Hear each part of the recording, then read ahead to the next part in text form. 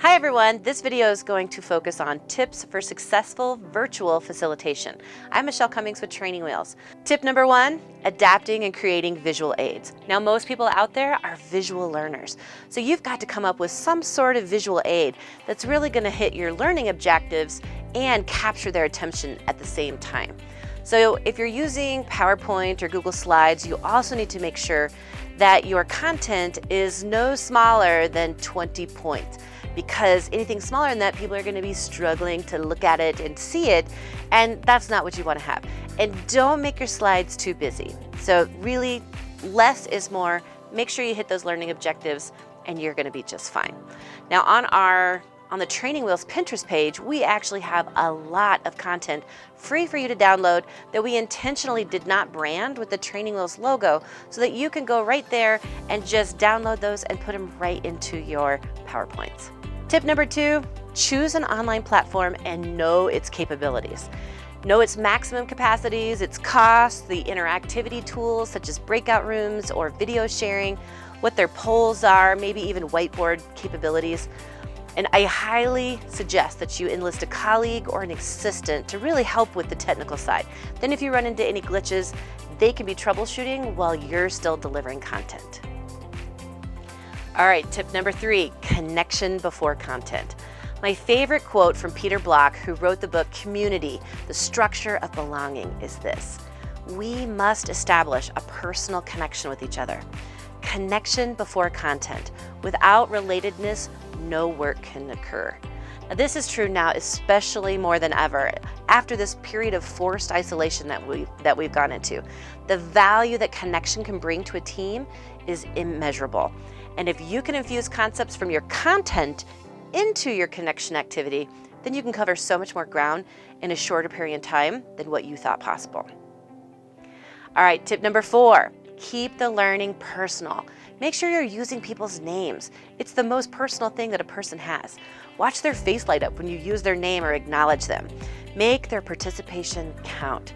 Respond to as many questions as you can. Utilize that chat box feature if your platform has one. And be visible to the learner. Appear on camera as much as you can.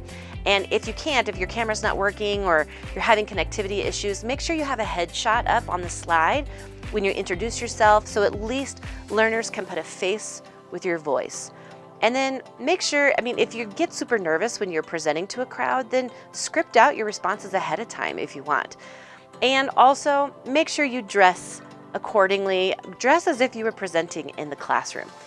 People will mirror your energy, mirror neurons. We've got a whole other video in this section on our YouTube channel on mirror neurons, so check that out as well. But people will totally mirror your energy and what you bring to the virtual space. So remember that, and while you're presenting, make sure that you're smiling, make sure that you are pointing to people and using some movement in your presentation as well.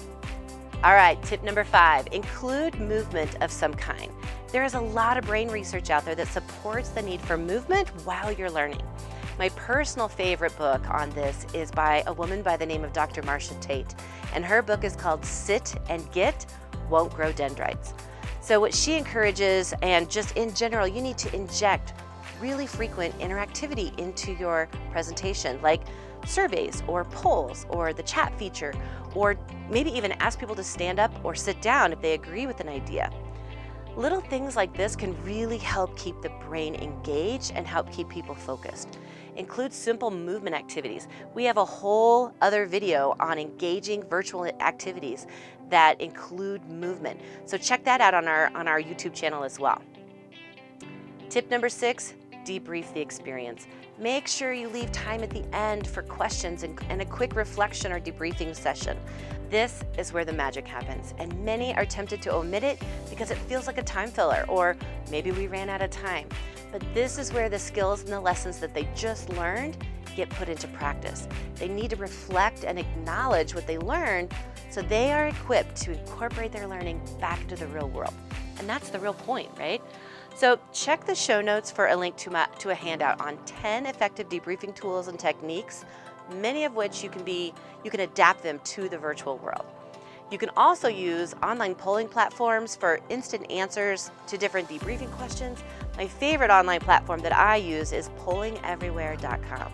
You can download your poll right into your slide deck and get instant responses populating on your screen. I enjoy using this with both the live and virtual audiences. And you can create questions that help give you a barometer of what people learned in your session. You can also use it to get instant polls to where you can see what people are learning. I really love it. It's a great way to infuse that. All right, so in conclusion, it takes a little extra creativity, reimagining, and a little extra planning and a different type of preparation. But following some of these tips can really help your virtual sessions be just as impactful as your classroom experiences. So check the show notes for a link to a handout on this exact topic, and don't forget to subscribe to our channel. Thanks for watching.